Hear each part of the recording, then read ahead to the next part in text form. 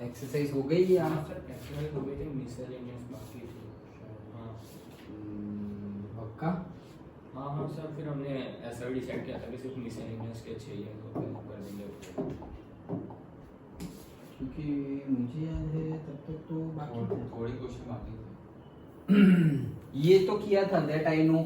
देखो ये न्यूमेरिकल हमने किया था लास्ट में 10th बाइनोमियल थ्योरम में, फर्स्ट एक्सरसाइज में 10th न्यूमेरिकल हमने किया था, जो 1.1 रेज़ टू 10,000 और 1000 इन दोनों में से क्या बड़ा है। तो हमने 1.1 को लिख लिया था 1 प्लस 0.1 होल रेज़ टू 10,000, उसको बाइनोमियल 13 14 यस हाँ ये हो गया। फिर इसको भी हमने इससे, ये भी हो गया था हमारा, इसको हमने बाइनोमियल थ्योरम से एक्सपांड किया, फिर इसको भी किया, फिर दोनों के बीच में माइनस किया और फिर ए की जगह √3 और बी की जगह √2 रख दिया, और ये भी डिटो वैसा ही है।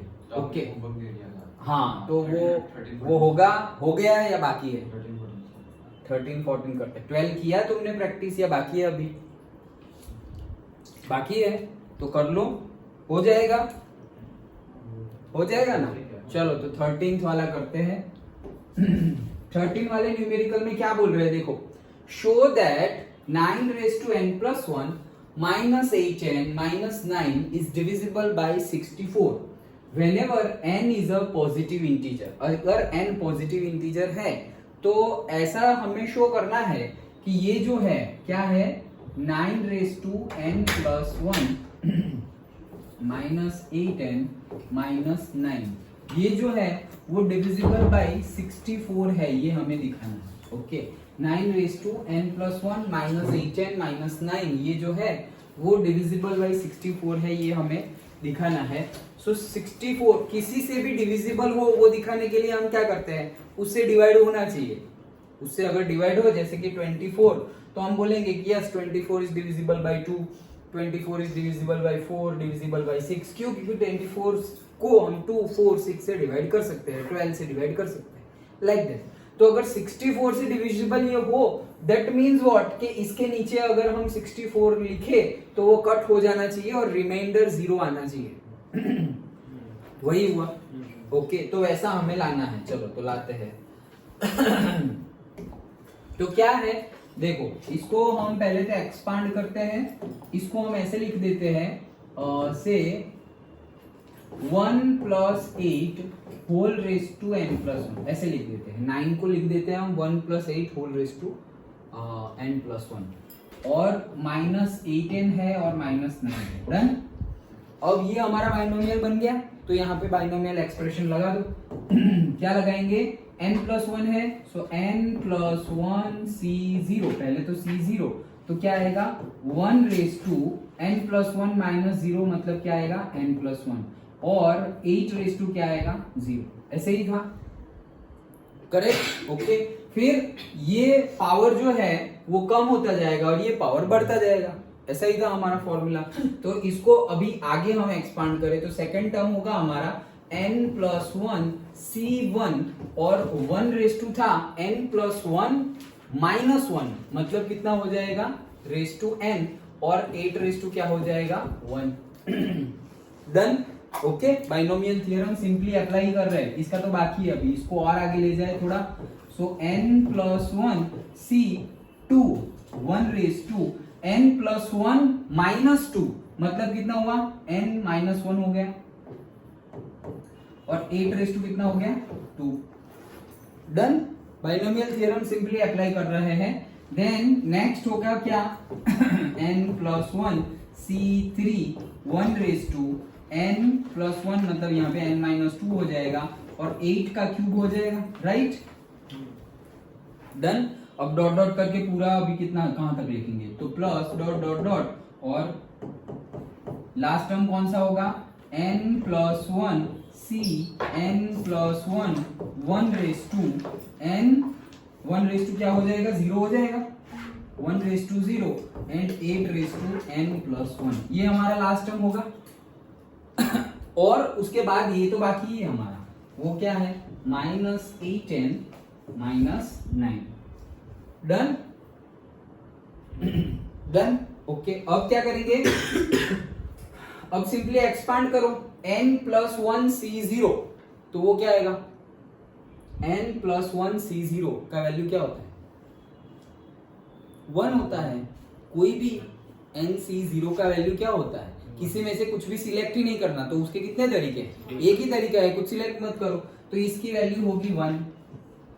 1 रेस टू एनीथिंग, ये भी 1 होगा। 8 raise to 0, anything raise to 0 भी 1 होगा। तो ये तो पूरा हो गया क्या? 1 हो गया। यहां पे क्या होगा? n+1c1, उसकी वैल्यू क्या आएगी? हाँ नहीं से देखो 8c1 अगर ऐसा करे तो उसकी वैल्यू क्या आती है? 2c1, उसकी वैल्यू क्या आती है? 2 आती है। ओके, फॉर्मूला लगाओ। देखो क्या है हमारा? 8 factorial upon 1 factorial into 8 minus 1 factorial, तो कितना आएगा? 8 फैक्टोरियल अपॉन 7 फैक्टोरियल, तो ये होगा 8 इंटू 7 फैक्टोरियल अपॉन 7 फैक्टोरियल, तो ये कट हो गया तो 8 आया। डन। ओके, तो ये तो हमने पढ़ा हुआ ही है, ये तो करने की बात नहीं है, ये तो हमें याद ही है। ओके, कोई भी किसी में से भी 0 सिलेक्ट करना हो तो कितने तरीके हैं? 1। किसी में से भी सारे सिलेक्ट करने हो तो भी कितना तरीका है? 1। ओके, और किसी में से एक ही सिलेक्ट करना है तो उसके तो जितना है उतने आंसर मिलेंगे, उतने तरीके मिलेंगे। तो ये हमारा क्या हो जाएगा? n+1c1 का आंसर क्या होगा? n+1। डन। ओके, तो यहां आएगा हमारा plus n+1। 1 raise to anything 1 हो जाएगा और 8 रेस टू 1 क्या हो जाएगा? 8। फिर आगे ये इसका हम क्या करें? इसको रहने दो अभी जैसे हो वैसे, क्योंकि यहां से हो जाएगा। I think so 8 and 9 yes हो जाएगा। सो n+1c2, ये 1 रेस टू तो छोड़ दो अब, क्योंकि वो तो 1 ही होने वाला है, तो वो लिख नहीं रहे हैं। तो यहाँ पे और क्या आएगा? 8 का स्क्वायर प्लस यहाँ पर क्या है? n+1c3, 1 रेस टू एनीथिंग 1, और यहाँ पे आ जाएगा 8 का क्यूब प्लस n+1c(n+1), सारे के सारे सिलेक्ट करने हैं, तो आंसर क्या आएगा? 1। इसका आंसर 1 आएगा ना? करेक्ट। सारे 2c2 क्या होता है? 1। ओके, सो ये क्या हो जाएगा? 1 होगा। ये 1 रेस टू 0 भी 1 होगा, और 8 रेस टू n+1 क्या हो जाएगा? 8 रेस टू n+1 वही रहेगा। ओके, 8 रेस टू n+1 वही बाकी रहेगा ना। तो 8 रेस टू यहाँ पे क्या आएगा? n+1 पावर है। डन। ओके, और लास्ट में क्या है? -8n -9। अच्छा, अब देखो ये 8 को यहाँ मल्टीप्लाई करते हैं तो क्या होगा? 8n + 8 होगा।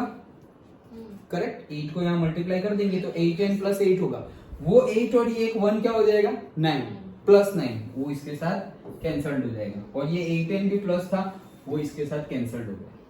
डन। तो ये पूरा टर्म गया। 8n + 8 + 1 9, मतलब ये दोनों टर्म गए। इतना ही बाकी है जो अंदर है वो। ओके, अब यहाँ पर देखो 8 का स्क्वायर है, 8 का क्यूब है, फिर 8 का 4 होगा, फिर 8 का 3 होगा, वैसे ही होगा। तो 8 का स्क्वायर दोनों में तो कॉमन निकाल सकते हैं। सो वहां से हम कॉमन निकाल लेते हैं क्या? 8 का स्क्वायर। तो अंदर क्या बचा? अंदर यहाँ पर बचा n+1c2, और ये तो कॉमन निकल गया है तो बाहर।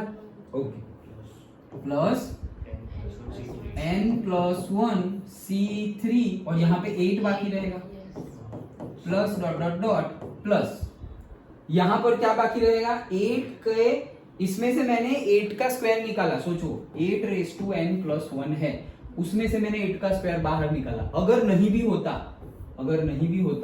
8 का स्क्वायर, ऐसा समझो ऐसा है। अगर मैंने 8 का स्क्वायर बाहर निकाला, अभी ये 8 का स्क्वायर वापस अंदर मल्टीप्लाई होगा, स्क्वायर स्क्वायर कट, तो जैसा था वैसा हो गया। डन। अब ये ऊपर जाएगा तो इतना हो जाएगा 8 रेस टू n+1 है -2, मतलब n-1। डन। तो लास्ट टर्म क्या आएगी हमारी? 8 रेस टू n-1। समझ में आया कैसे? 8 का स्क्वायर कॉमन निकाला, तो 8 रेस टू n+1 में से अगर 8 का स्क्वायर कॉमन निकाल रहे हो, अरे जो चीज है ही नहीं वो अगर कॉमन निकालेंगे तो उसको डिवाइड करना पड़ेगा। मतलब तुम्हारे पास क्या है? तुम्हारे पास है 8 रेस टू n+1। मैं बोल रहा हूं इसमें से 8 का स्क्वायर कॉमन निकालो, तो मैं कैसे लिखूंगा? इसको ऐसे लिखूं, मैं इसमें से सिंपली क्या कर रहा हूं? 8 के स्क्वायर से रैशनलाइज कर दे रहा हूं। तो यहाँ पर आ जाएगा 8 का स्क्वायर, यहाँ पर आ जाएगा 8 का स्क्वायर। लिख सकता हूँ लास्ट टर्म को ऐसे। अब ये जो 8 का स्क्वायर है उसको मैंने बाहर ले लिया, और ये जो बाकी बचा है उसका आंसर ये आया 8n-1, तो वो लिख दिया। समझ में आया? लास्ट टर्म मेरा क्या था? 8n+1 ये था, तो मैंने 8 के स्क्वायर को मल्टीप्लाई और डिवाइड किया, तो ये है, उसमें से 8 का स्क्वायर निकल गया। 8 का स्क्वायर निकला तो इतना रहा, इतने का आंसर है 8n-1, तो वो लिख दिया। सिंपल है। ओके, नाउ 8 का स्क्वायर मतलब क्या? 64 प्लस अंदर ये जो है डिटो वैसे ही रहने दो, n+1c2 plus n+1c3 into 8 plus dot dot dot plus 8n-1। तो देखो 64 के मल्टीप्लाई में आ गया, करेक्ट? 64 में मल्टीप्लाई में आ गया, मतलब कि this number is divisible by 64। That's it. यही तो हमें प्रूव करना था कि ये जो है वो डिविजिबल होना चाहिए whenever n is a positive integer. अगर n पॉजिटिव इंटीजर होगा तब, ओके, n अगर पॉजिटिव इंटीजर होगा तब। लेकिन यहां पर तो n कुछ भी हो सकता है। इंटीजर तो क्या है? इंटीजर का मीनिंग क्या है? वो तो पॉजिटिव भी हो सकता है, नेगेटिव भी हो सकता है। लेकिन 64 के मल्टीपल में कब होगा? जब ये पॉजिटिव इंटीजर होगा तभी तो होगा। नेगेटिव इंटीजर होगा तो फिर कैसे करेंगे? डन। या फिर 0 हुआ तो फिर 64 से डिविजिबल कैसे होगा? ऑब्वियस है। तो दैट्स इट, ये प्रूव हो गया क्या कि अगर n पॉजिटिव इंटीजर है तो यहाँ पे सारे पॉजिटिव इंटीजर आएंगे, मतलब स्टार्टिंग फ्रॉम 1। ओके, तो वो सारे आएंगे तो वो 64 से डिविजिबल हो जाएगा। यही तो प्रूव करना था हमें कि कहाँ गया? ये रहा, is divisible by 64 when n is a whenever n is a positive integer। obviously अगर नेगेटिव इंटीजर होगा तो divisible by 64 का मीनिंग ही नहीं है, क्योंकि नेगेटिव नंबर को 64 से कहां डिविजिबल करेंगे हम। ओके, और 0 होगा तो भी आंसर 0 आएगा, तो 64 से डिविजिबल की बात ही नहीं है, तो वो पॉजिटिव ही होना चाहिए। तो यहां पर हम बोल देंगे कि wherever n is a positive integer this number is divisible by 64। Understood? पक्का समझ में आ गया? श्योर? ओके, तो ये था हमारा न्यूमेरिकल 13।